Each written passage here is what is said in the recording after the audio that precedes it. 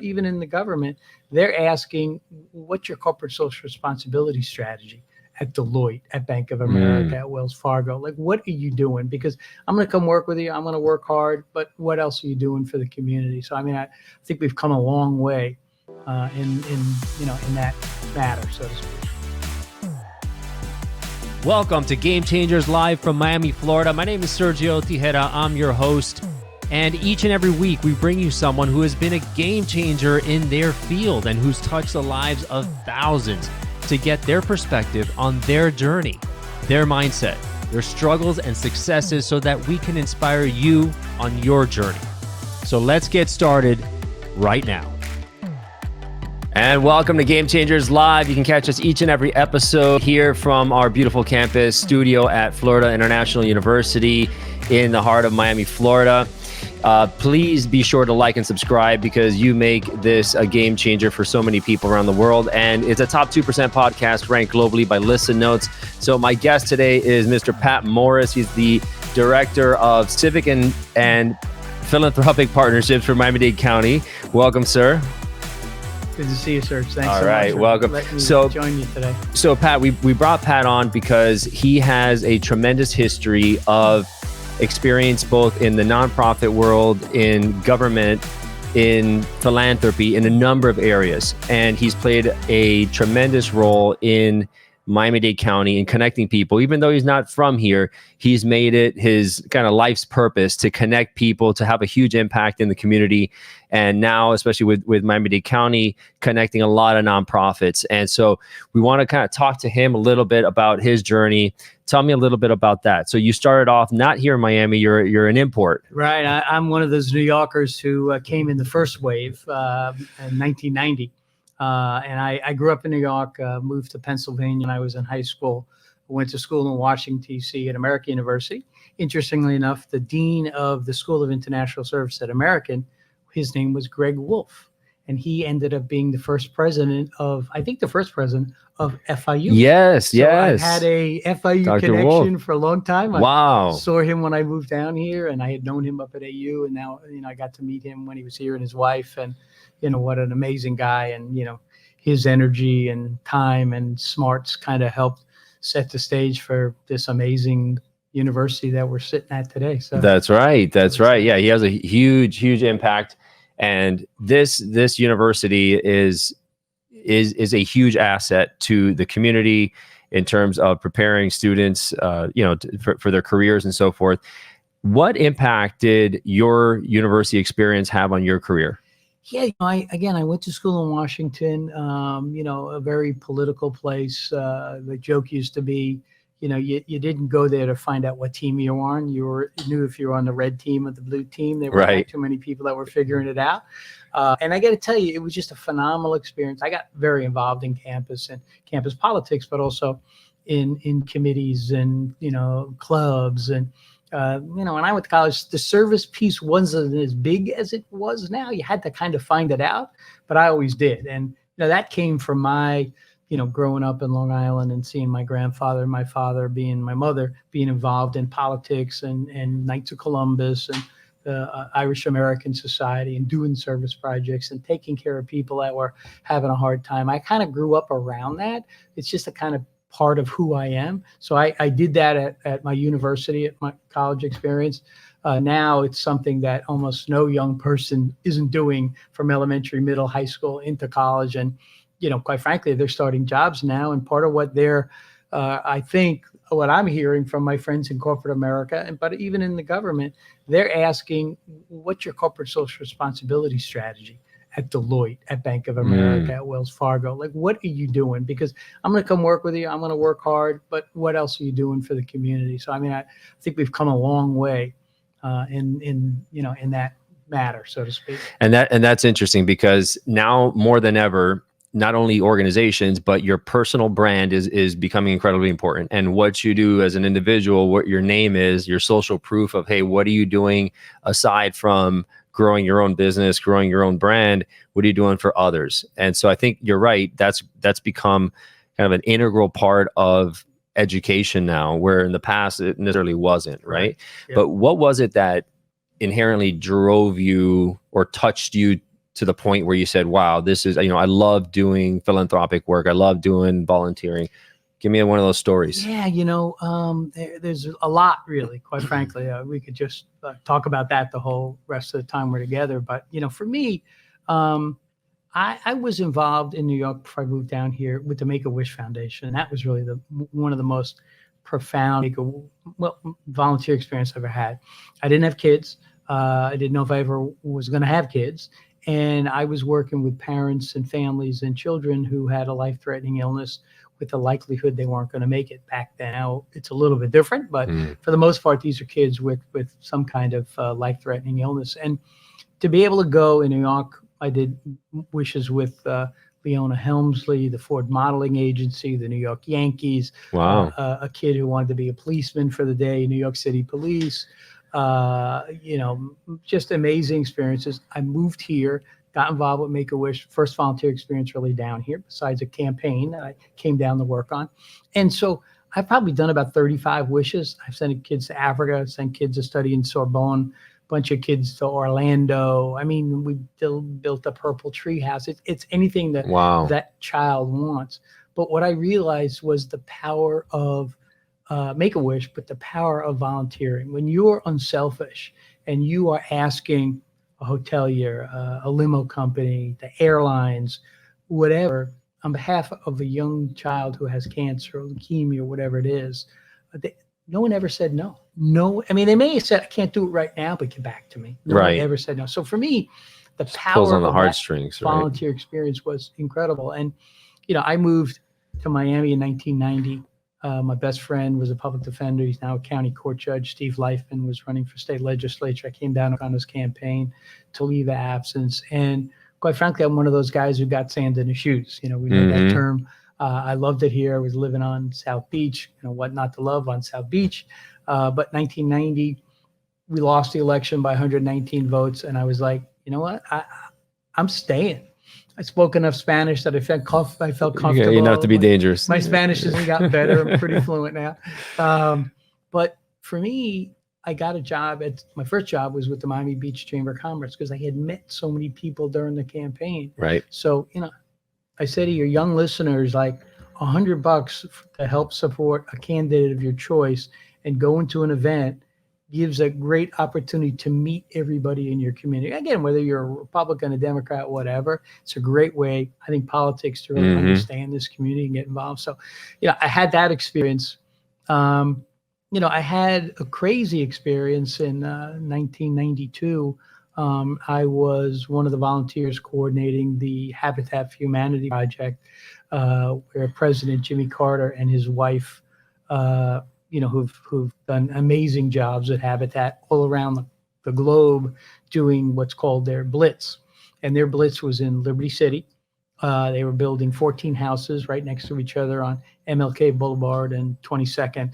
And I had been at Barry University the Sunday night doing a spaghetti dinner for all the volunteers who were in town and who had come from out of town, and had a chance to meet a lot of phenomenal people. Monday morning, I went. My job was to cut the watermelon, ice it down, make sure it was available.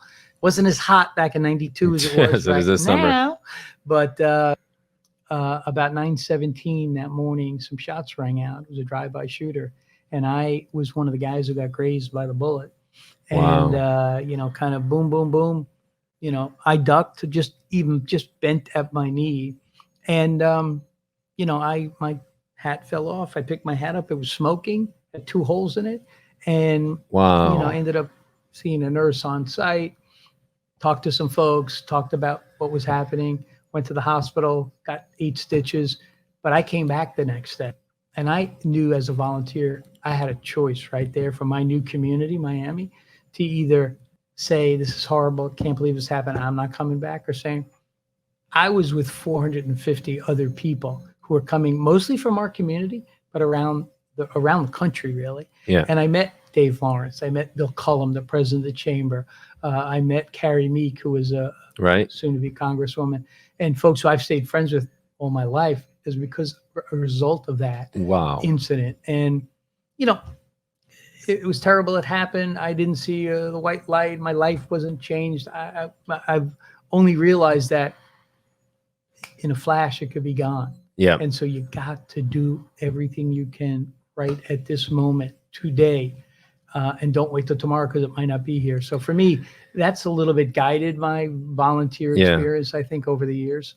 My gosh, what an experience. It's a life-changing experience. If you hadn't bent down just, a quarter inch or a couple inches, exactly. Life is about, inches, right? And you're right. A lot of times we take for granted what we have, the opportunities we have in front of us. Talking about Dave Lawrence, this gentleman is, he's got more energy than most of the people my age. Love that. And, he is, on, like he'll say, okay, let's get on this right now because I don't know if I have tomorrow. And so at times it's unfortunate that a lot of us need to experience things like that to really hit home and send the message that, hey, our life could be gone tomorrow. Like, what are you doing today to make an impact and to leave a legacy more than anything, right? Because we can collect all the clothes and nice things we want, but at the end of the day, what we leave behind is the memories, the way we impact others, the legacy we leave behind. So that's an incredibly touching story and an impactful one in your career. So you mentioned the chamber, and we were talking about this before, about that being such an amazing opportunity for young adults that, starting off their career, even other ones reinventing themselves after COVID 100%. To build relationships. I mean, you came in from out of town, you're able to build relationships at scale in a tremendous way. And I think that was a lot of it had to do with the chamber experiences, right? Yeah. And so two experiences. One, I was the membership director at the Miami Beach Chamber from like 91 to 94. So right when South Beach was growing, I met the Robbins brothers. I met Tony, what's his name? Tony Goldman, who had just bought the Park Central. I went, sat in the lobby with him. He told me the story about how he was at a conference in the mainland and it was boring, and he rented a car, drove across and made a left on Ocean Drive and said, "Holy crap." And what he did in New York, he did. And now his family's continuing to do that in Wynwood and Midtown. But, like I met those people back then. Craig Robbins, the Robbins brothers from Tigera were on the board of the chamber at that point. And I heard them talking about buying land. I mean, jokingly back then, I think it was called the Warehouse District. Mm-hmm. And the old, Miami Beach Chamber guys who were like, "Oh, your father's letting you buy over there. What's going on? That's crazy, But they had a vision that, somebody who'd been around for a long time didn't see. And now it's just amazing what's happened there. So I think, Miami is a place that's always been reinventing itself and has since, 100 something years ago. Mm-hmm. And we really are, a young city compared to the Philadelphias and Bostons and Chicagos and LAs. And I'm just super excited that my 30 something years here has seen that.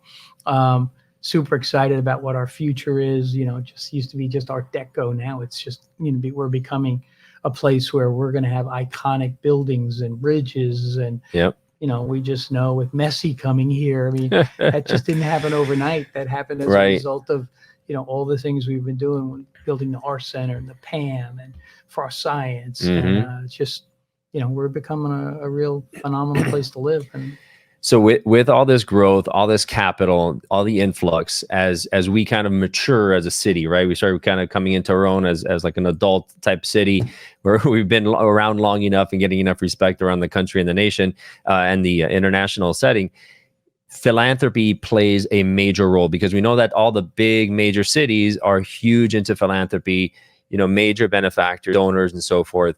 We're starting to get that now a lot more with the influx of capital. Correct. Right? So now we got capital coming in and it's all around, a lot around relationships as well. What are the relationships we've built? So how do you see the nonprofit landscape changing, now and over the last 10 years or so? Yeah, great question. When I moved here in 1990, we had to start, not me, but somebody had to start a chapter of Hispanics in philanthropy because the smack on Miami, this is 1990, right? 91, 2, 3, 4 yep. was Hispanics don't give, they give to their nanny and right. to their church. But it wasn't just a traditional part of exactly our upbringing. And so I always argued, I don't think that's fair. I think it's just where we are in our community. And the reason I say that, even say it now, even more firmly, and I think maybe with some knowledge, that just like in Pittsburgh and New York, where the Vanderbilts, the Carnegies, the Rockefellers were building their wealth, and they went on to build all those institutions, the Frosts were building their wealth. Right. The Fernandezes, Mike Fernandez, the Manny Medinas, the Leon family. I mean, I can keep going on. The Milton family, right? Hispanic, right? And so for me, like, they were building their wealth in the 80s and the 90s. And now they're still successful businessmen and women, but they're also a big philanthropic piece. Right. And so I think our future is bright that way. There's a lot of things that those folks are doing because they want to do their funding anonymously. Although if you walk around FIU for a couple of minutes, you see a lot of names on buildings that are exactly the folks who have made their money and are giving it back to this community. So I think the future is bright. And then, of course, there's a whole nother conversation about the Ken Griffins and the Citadels and the New York hedge fund folks. And they're not all hedge funds, they're tech people, whatever. Kasaya, who's just put their name on the building, also is a strong philanthropic player in our community. And I think as we get more of those folks to come down here, I mean, we're seeing it in the mayor's office where, they're meeting Mayor Suarez, they're meeting Mayor Daniela Vincava, and they're asking about how they can really have a stronger footprint in civic footprint. And I'm one of those guys, proudly to say that work on behalf of Mayor Vincava, and she's the collaborator in chief, she calls herself. Right. And I'm like the mini collaborator after her. But we're having a lot of conversation with people who are really excited to be here with their business, moving their employees, and then trying to figure out what their civic footprint's going to be. Right. And so as a director of civic and philanthropic partnerships, what do you see as the bigger role over the next, couple of years in your role, right? Because you need to kind of pull everyone together in a cohesive strategy where they're talking to each other. So on, when we get these major national and international opportunities, we have a collective, cohesive group. Well, I can tell you that the one thing that the mayor and I would both agree on, and I've known her for over 30 years since I moved to Miami, is that Miami, again, got slapped a little bit because the big foundations, Ford and Rockefeller and, Kresge and maybe others as well, one of the slams on Miami was we did not collaborate very well amongst local corporate funders or philanthropic funders. We had Knight Foundation, always the base. If somebody came to Miami, it was probably at the urging of somebody in the Knight Foundation, not because they love the philanthropic piece here. But I think that's changing. Clearly, under this mayor, that's changing.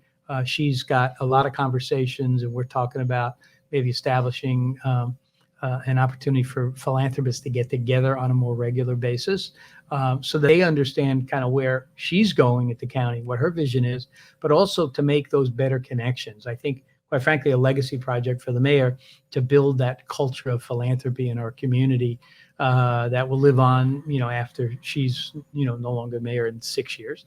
Yeah. And I think that again, helps to elevate what we are as a community to outsiders, to philanthropic possibilities from philanthropists that are doing work in Detroit or Chicago or other, not just philanthropists, but also corporate donors that are coming here as well. So I think, it's all about collaboration. People want to spend their money in a city where they think people like each other and they're working hard on the right agenda. Now we got to figure out what those agendas are. Clearly for the mayor, housing affordability, lifting people, all boats out of poverty, educating our students, the environment. I mean, she's got 4 E's that are engagement, equity, environment, and one more, it's like really more business, the component of it.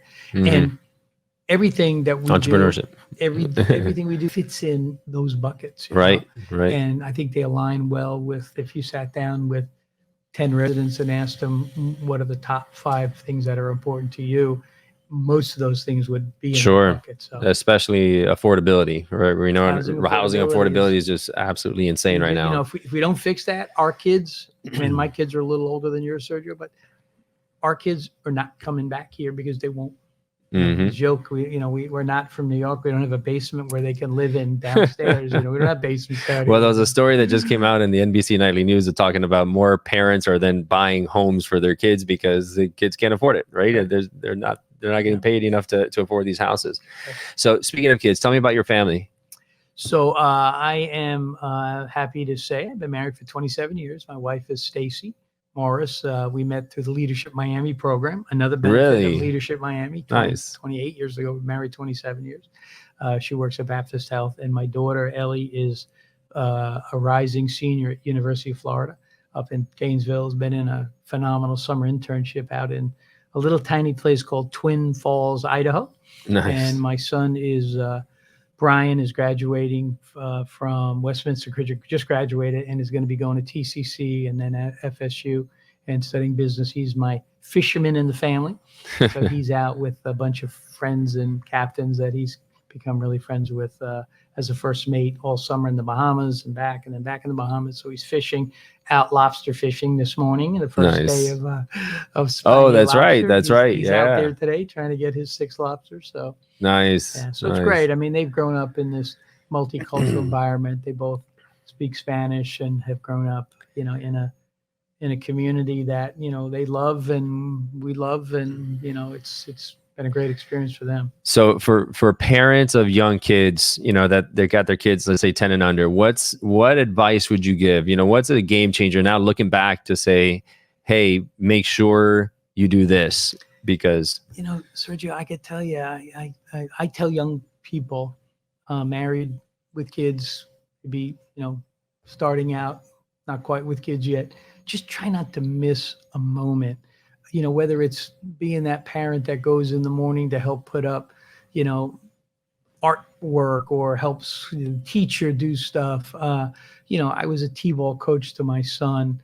Went fishing when he started fishing together. I mean, so my daughter was a Girl Scout in South Miami at the Little House. My wife was super involved in that. We didn't miss anything. I used to scoot out of work on Friday at 3:30 to try and get to see the weekly, show that they put on. So it just goes so fast. It does. And, just try not to miss anything because that's at the end of the day, you're not going to remember that you stayed till 8 o'clock at work. You're going to remember at a 3:30 on a Friday, you went to see your daughter, the Girl Scout, put on a show. So I completely agree that my wife always tells me, hey, they're only 6 for a year and that's it. They're only 5 for a year. They're only 7, 10.